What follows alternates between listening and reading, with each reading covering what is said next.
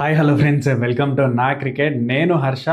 ఈరోజైతే మనం ఈ వీడియోలో ఐపీఎల్ వచ్చిన కొత్త రూల్స్ గురించి మాట్లాడుకోబోతున్నాం. కొన్ని షాకింగ్ నిర్ణయాలు ఉన్నాయని చెప్పొచ్చు. మ్యాచ్ అనేది ఒక సైడ్గా జరుగుతున్న మ్యాచ్ కాస్త బాల్ చేంజ్ వల్ల ఇంకో మ్యాచ్గా అంటే రిజల్ట్ అనేది మొత్తం తారుమారైపోయే అవకాశం ఉంది. చాలా కాంట్రవర్సీ జరగబోతుంది కొన్ని మ్యాచ్లో అయితే ఖచ్చితంగా.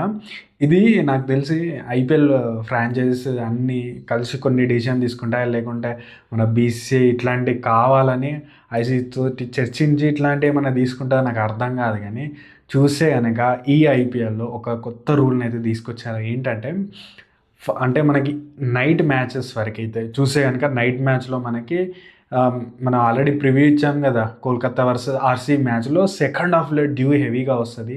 డ్యూ వస్తే కనుక సెకండ్ బ్యాటింగ్ చేసే టీంకి చేసింగ్కి చాలా ఈజ్ అనేది అయిపోతుందని మీరు చూస్తే కనుక ఆ మ్యాచ్లో ఏదైతే పంజాబ్ కింగ్స్ వర్సెస్ కేకేఆర్ మ్యాచ్లో 261 కొడితే కనుక 261 కూడా చేంజ్ చేశారు. ఎందుకు అంటే డ్యూ ఫ్యాక్టర్ వల్ల కోల్కతా గ్రౌండ్లో చాలా డ్యూ అనేది వస్తుంది, సెకండ్ బ్యాటింగ్కి అనుకూలిస్తుంది అయితే కండిషన్స్ ఉన్నాయో అందరికి కూడా తెలుసు.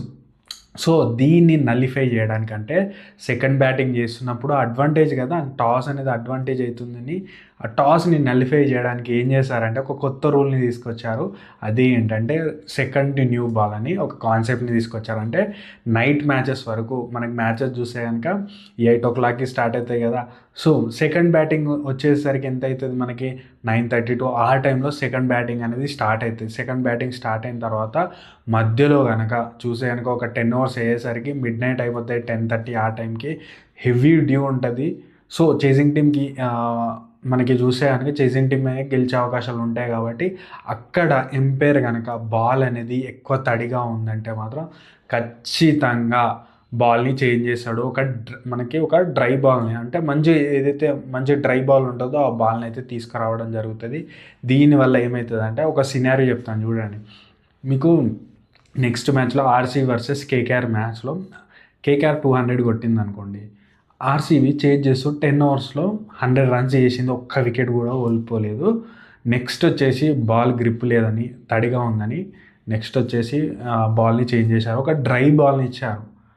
ఆ నెక్స్ట్ మూమెంట్ ఏమైందంటే వరుణ్ చక్రవర్తి వచ్చేసి బాల్ ఎప్పుడైతే డ్రై ఉంటుందో అంటే వెట్ ఉంటే అంత మనకి చూసే కనుక గ్రిప్ అవ్వదు, స్పిన్నర్లకి కష్టం అవుతుంది. అంటే బాల్ చూసారు కదా, బాల్ చూస్తే కనుక ఇట్లా పట్టుకున్నప్పుడు మనకి ఇది కొద్దిగా తడి ఉందనుకోండి, బాల్ స్పిన్ వేసేటప్పుడు ఏమైతే స్లిప్ అయిపోతుంది, అంటే అంత కంట్రోల్ అనేది ఉండదు. సో ఇదే విధంగా ఒకవేళ డ్రై బాల్ ఇచ్చారనుకో అదే సిచ్యువేషన్లో విరాట్ కోహ్లీ సాల్ట్ వికెట్లు పడ్డాయి అనుకోండి, ఇంటర్నెట్ మొత్తం ఇదే రూల్ గురించి మాట్లాడుకుంటారు, ఐపీఎల్ గురించి మాట్లాడుకుంటారు. సో మొత్తం వెబ్సైట్లో ఇండియా మొత్తం ఇదే చర్చ నడుస్తుంది. సో కావాలని ఈ రూల్ని తెచ్చారని అయితే నాకైతే అనిపిస్తుంది. లాస్ట్ ఇయర్ కూడా గ్రౌండ్లని మంచి బ్యాటింగ్ సర్ఫేసులు చేయడం అండ్ ఇంపాక్ట్ ప్లేయర్ని తీసుకురావడం, హార్దిక్ పాండ్యా కాంట్రవర్సీ తోటి మనకి ఐపీఎల్ అనేది స్టార్ట్ అయింది. లాస్ట్ సీజన్ అయితే హార్దిక్ పాండ్యా కాంట్రవర్సీ తర్వాత చూసే కనుక పిచ్చులు 6లు 4లు 200 300 మొత్తం చూసుకున్న ఒక హైప్ అనేది నడిచింది. అండ్ డబ్ల్యూపీఎల్కి వచ్చేసరికి రన్అట్ విషయంలో చూసే కనుక బేల్ అనేది 2 స్టంపుల మించి కూడా లేస్తేనే అది అవుట్ అనేది ఇవ్వడం అనేది జరిగింది. చాలా పెద్ద కాంట్రవర్సీ అయ్యి డబ్ల్యూపీఎల్ గురించి వరల్డ్ వైడ్ కూడా చాలా కాంట్రవర్సీ అయింది. ఇట్లాంటి కాంట్రవర్సీల గురించి అయినా ఐపీఎల్ ఇట్లాంటి నిర్ణయాలు తీసుకుంటుంది అనిపిస్తుంది. సో ఒకవేళ నేను చెప్పినట్టు కనుక జరుగుతాయి కనుక ఇంటర్నెట్ మొత్తం బ్లాస్ట్ అయిపోతుంది.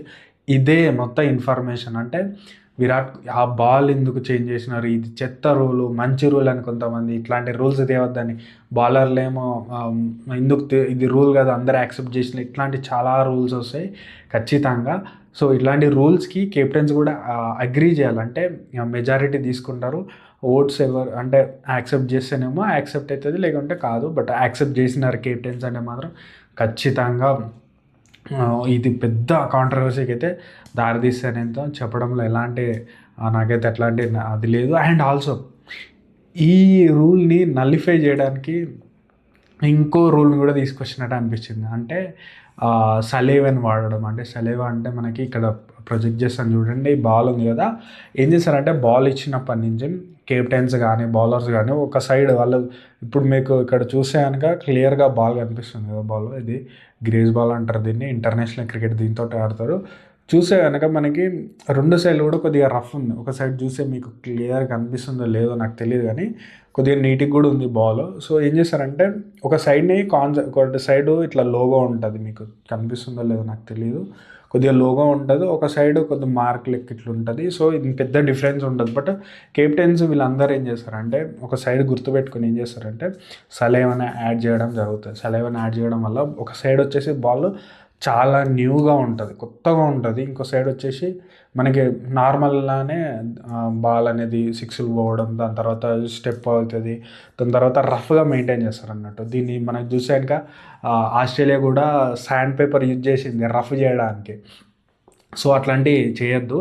బట్ సాఫ్ట్ ఉంచుకోవడానికి మనమైతే సలైవాని యూజ్ చేయొచ్చు. కోవిడ్ టైంలో దాన్ని బ్యాన్ అయితే చేయడం జరిగింది. కోవిడ్ టైంలో మనకు సలైవాన్ యూజ్ చేస్తే మనకి కాంటాక్ట్ అవుతుంది కదా, సో వైరస్ స్ప్రెడ్ అవుతుందని ఆ రూల్ని బ్యాన్ చేయడం జరిగింది. దాని తర్వాత బ్యాట్స్మెన్ గేమ్ అయిపోయిందని చెప్పొచ్చు. ఎప్పుడైతే ఈ సలైవాని యూజ్ చేస్తారో ఒక సైడ్ వచ్చేసి మనం ఈ సైడ్ వచ్చేసి మొత్తం రఫ్ అయిపోయింది అనుకోవచ్చు, అంటే గరుకు ఉంది అన్నట్టు. ఇటు వచ్చేసి మన సలైవాని యూజ్ చేయడం వల్ల సాఫ్ట్గా ఉంటుంది అన్నట్టు. సో అండ్ వెయిట్ బ్యాలెన్స్ చూసినా కొద్దిగా డిఫరెన్స్ అనేది ఉంటుంది. అప్పుడు ఏమవుతుందంటే మనకి నార్మల్ ఫస్ట్ ఫ్యూ అవర్స్ ఏమో నార్మల్ స్వింగ్ అనేది కొత్త బాల్కి ఉంటుంది. అండ్ ఎప్పుడైతే బాల్ ఓల్డ్ అవుతుందో అంటే 10 అవర్స్ తర్వాత 11 అవర్స్ తర్వాత లాస్ట్ డెత్ అవర్స్కి వచ్చేసరికి బాల్ వచ్చేసి ఎక్కువ డిఫరెన్స్ ఉంటుంది. ఇటు చూస్తే మొత్తం రఫ్ అయిపోతే ఇటు సాఫ్ట్ ఉంటుంది. ఇట్లాంటి కండిషన్ ఉన్నప్పుడు బాల్ ఏమవుతుందంటే ఏదైతే సాఫ్ట్ సైడ్ ఉంటుందో బాల్ వేసినప్పుడు అటు సైడ్ తిరుగుతుంది అన్నట్టు. ఇప్పుడు ఒకవేళ ఇటు సాఫ్ట్ ఉందనుకో బాల్ ఇటు సైడ్ తిరుగుతుంది, ఇటు సాఫ్ట్ ఉందనుకో ఇటు సైడ్ తిరుగుతుంది.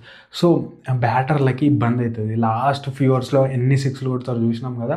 సో లాస్ట్ ఇయర్స్ ముందు అంటే మనకు 2020 కంటే ముందు 200 కొడితే అది ఒక పెద్ద స్కోర్, అది చేజ్ చేయడం చాలా కష్టం అనే సిచ్యువేషన్స్ ఉన్నాయి. ఎప్పుడో రేర్గా చేజ్ డౌన్ అయ్యేటి, రేర్గానే 200 కొట్టేది. దాని తర్వాత సలైవాని యూజ్ చేయకపోవడం, బాల్ని అంత కంట్రోల్ చేయలేకపోవడం, ఆ స్వింగులు కట్ అయ్యేసరికి బ్యాట్స్మెన్లకు అర్థమైపోతుంది బాల్ పడి స్టేటే వస్తుంది, ఇంకా అటు ఇటు తిరగడాలు అదేముండదు. కాబట్టి బ్యాటర్లు ఈజీగా 6లు 4లు కొట్టేవారు. సో దీన్ని కంట్రోల్ చేసి ఒకవేళ ఈ రూల్ తెచ్చారు కాబట్టి మనకి చాలా టైట్ మ్యాచ్లు అవుతాయి. మీరు గుర్తుపెట్టుకొని ప్రతి మ్యాచ్ కూడా లాస్ట్ ఓవర్ వరకు వెళ్తుంది. సో చాలా థ్రిల్లింగ్ గేమ్స్ ఉండబోతున్నాయి. దీనికి కూడా సెలవు యాడ్ చేయడానికి కెప్టెన్స్ యాక్సెప్ట్ చేసినారు, ఓటింగ్ తీసుకున్నారు, కెప్టెన్స్ యాక్సెప్ట్ చేసినారు కాబట్టి సెలవు రూల్ వచ్చింది. బట్ ఎప్పుడైతే డ్యూ కండిషన్స్ ఉంటుందో సెకండ్ న్యూ బాల్ని తీసుకోవాలంటారు. న్యూ బాల్ అంటే మరి సెమీ న్యూ బాల్ ఇస్తారు, ఎట్లాంటి కండిషన్స్ ఇస్తారు, లేదంటే ఫస్ట్ నుంచే 2 balls యూజ్ చేస్తారో మనకు ఫస్ట్ మ్యాచ్ వరకు తెలియదు, ఇంకా కన్ఫర్మేషన్ నాకైతే ఐడియా లేదు. బట్ ఒకవేళ మిడిల్లో న్యూ బాల్ ఇస్తారు, కొత్త న్యూ బాల్ అంటే నార్మల్ అంటే యూజ్ చేసిన బాల్ ఇచ్చినారనుకో రెండు సైడ్లు కూడా రఫ్ ఉంటుంది. సో రివర్సింగ్కి ఛాన్సే ఉండదు. సో మీకు ఆ రూలు ఈ రూలు ఎక్కడ అంటే కాంట్రడిక్ట్గా ఉంటుంది. ఒకవేళ మీరు డ్రై బాల్ తీసుకుందామంటే మీకు రివర్స్ స్వింగ్ అవ్వదు. సో ఒకవేళ ఇది తీసుకుందామంటే అది ఉండదు. సో ఈ రెండు రూల్స్ని కంపల్సరీ చేయడానికి ఈ రూల్ వచ్చిందైతే నేనైతే అనుకుంటున్నాను. ఇంకా చాలా రూల్స్ కూడా వచ్చాయి అండ్ ఇంపాక్ట్ రూల్ గురించి కూడా చర్చ జరిగింది. బట్ ఇప్పటికైతే 2027 వరకు ఇంపాక్ట్ ప్లేయర్ రూల్ అయితే ఖచ్చితంగా ఉంటుంది. సో దాని తర్వాత 2027 తర్వాత వాళ్ళు డిసైడ్ చేస్తారు ఉండాలా లేదా అని. అది పక్కన పెట్టేస్తే కనుక ఇంకా చాలా చర్చలు కూడా అయ్యాయి వికెట్ కీపర్ విషయంలో కూడా. అంటే వికెట్ కీపర్ విషయంలో కొన్ని చేంజెస్ చేస్తారు. అంటే ఇప్పుడు ఇంతకుముందు అంటే వికెట్ కీపర్ ఎవరు ఉంటారో వాళ్ళే కీపింగ్ చేయాలి. ఎప్పుడైనా ఇంజురీస్ అయితే కనుక ఎంపైర్ యాక్సెప్ట్ చేస్తూ కీపర్ని చేంజ్ చేసుకొని ఒక మనకి సబ్స్టిట్యూట్ వస్తారు కదా, అది ఆడించేవాళ్ళు. ఇప్పుడు అట్లా కాదు, మీరు కావాలనుకుంటే వేరే కీపర్ని కూడా పెట్టుకోవచ్చు. అంటే ఇప్పుడు ధోని ఉన్నాడు, ధోని వచ్చేసి మనకు వికెట్ కీపింగ్ చేయలేను, నాకు కొద్దిగా రెస్ట్ కావాలని అనుకున్నాడు అనుకో, వేరే వికెట్ కీపర్ వచ్చి వికెట్ కీపింగ్ చేయొచ్చు. సంజు శాంసన్ ఇప్పుడు ఫింగర్ ఇంజరీ ఉంది, తను కెప్టెన్గా ఉంటాడు, బ్యాటింగ్ చేసి కూడా గ్రౌండ్లో కూర్చోవచ్చు తను. సో అట్లాంటి నిర్ణయాలు, క్రిటికల్ నిర్ణయాలు తీసుకొచ్చినారు. ఇది ధోని కోసమా ఏంటి అని అయితే నాకైతే డౌట్ వచ్చింది. బట్ చెన్నై సూపర్ కింగ్స్ కూడా నిన్ననే రూల్ వచ్చింది, వికెట్ కీపింగ్ డ్రిల్స్లో వేరే వికెట్ కీపర్ తోటి మనకు వీడియోని అయితే పోస్ట్ చేశారు ఇన్స్టాగ్రామ్లో. సో ధోని కోసం ఇది రూల్ తెచ్చారా లేకపోతే ఏంటిది అని అయితే నాకు అనిపించింది.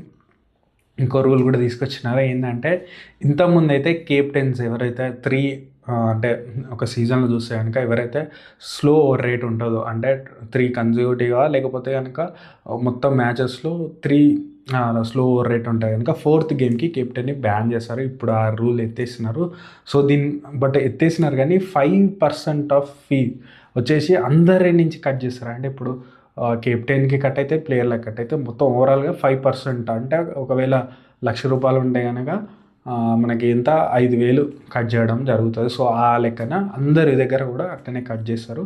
సో ఈ అప్డేట్స్ అయితే వచ్చినారు. బట్ నాకైతే షాకింగ్ అనిపించింది అయితే అది కాంట్రవర్సీ అయితే ఖచ్చితంగా అవుతుంది. ఆ డ్యూ కండిషన్స్లో కెప్టెన్స్ ఎంపైర్లను అయితే ఫోర్స్ చేస్తారు, మాకు కొత్త ఒక డ్రై బాల్ని ఇవ్వండి. సో దాని తర్వాత మ్యాచ్ ఎటు వెళ్తుంది, నేను చెప్పిన సినారియో కనుక అది జరిగితే మాత్రం మీ ఊహకే వదిలేస్తున్న ఎట్లాంటి రచ్చ అవుతుందో.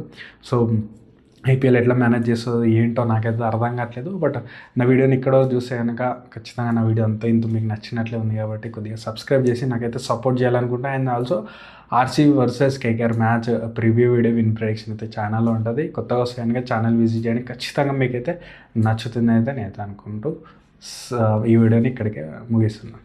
Thank you.